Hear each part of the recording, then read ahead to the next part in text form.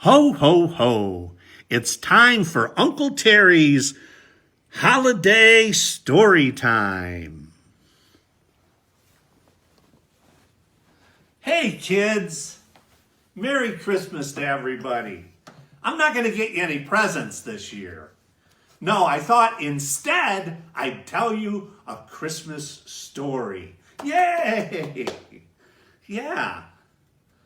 So, I hope you all brought a paper and pencil because you're going to write down the Christmas lookup words. These words will help you better understand the story. Okay? Let's get started.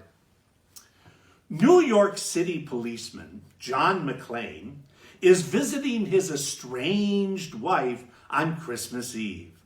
He joins her at a holiday party in the headquarters of the Japanese-owned business she works for.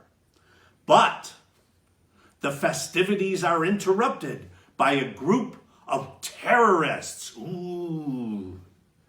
Very soon, McClane realizes that there's no one to save the hostages except him. This is How Hans Stole Christmas. Arriving to the party, John McClane finds that the building's directory lists Holly under her maiden name, Gennaro. After McClane washes up, they have an argument over the use of Holly's maiden name. Okay, get ready. I want you to write down this word and look it up later. It's spousal infidelity. Spousal infidelity. But why would she use her maiden name? Adults, right?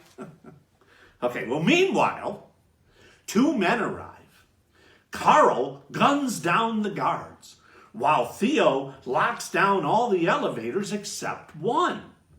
Terrorists, led by the well-mannered German anarchist Hans Gruber, hold the partygoers as hostage. McClane retreats to the building without his shoes. Holly's boss, Joseph Tagagi, is taken to the building's conference room, but McClane is unable to stop Gruber from executing Tagagi when he refuses to give him the vault's combination. Okay, ready? Write down sociopath. Sociopath. You can look it up later, okay? Okay. Then, McClane is discovered by Carl's brother Tony. McClane kills Tony and takes his gun and radio.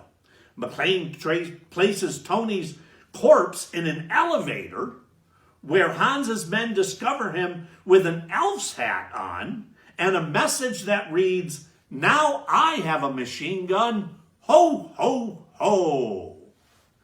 Well, this makes Hans very angry.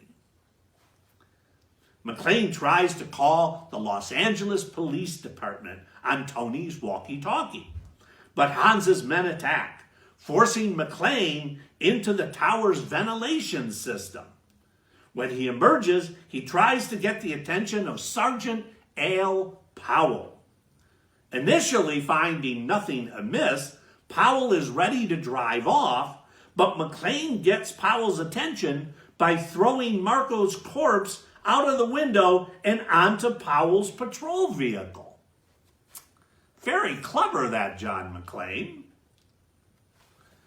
Things escalate, though, as SWAT forces arrive, led by Deputy Chief Dwayne Robinson. By this time, sleazy reporter Richard Thornburg also arrives on the scene with the FBI Special Agents Johnson and his partner. Pencils and paper. Okay, write down homoerotic tension. Homoerotic tension. Okay, good. Now McClane and Gruber then accidentally meet, but Gruber gains McClane's trust by passing himself off as an escaped hostage. McClane scoffs at Gruber's attempt to kill him just as Gruber's men arrive, opening fire and pinning McLean down in a room where Gruber shoots out all the glass, making it hard for McLean to escape while he's barefoot. How's he going to get out of this pickle? On the roof, the FBI helicopter shoots at McLean, believing he's one of the terrorists. But McLean escapes by jumping from the roof with a fire hose tied around his waist. That John McLean. Now Gruber then holds Holly hostage. Uh-oh, what's John going to do about this? But McLean is able to unstrap her wristwatch and he lets Gruber fall to his death. You know, there sure is a lot of killing and death in this Christmas story. Now, just when you thought this story was over, boys and girls, Carl bursts out of the crowd and Powell shoots him. Thornburg attempts to get an interview, but Holly punches him in the face. After all, she is married to John McLean. McLean and Holly then leave in Argyle's limo as the building is secured by police. The end. Okay, I do have one more word for you to look up, though. Ready? Make-up sex. Make-up sex. 3 easy words. Okay, well that, boys and girls, was How Hans Stole Christmas.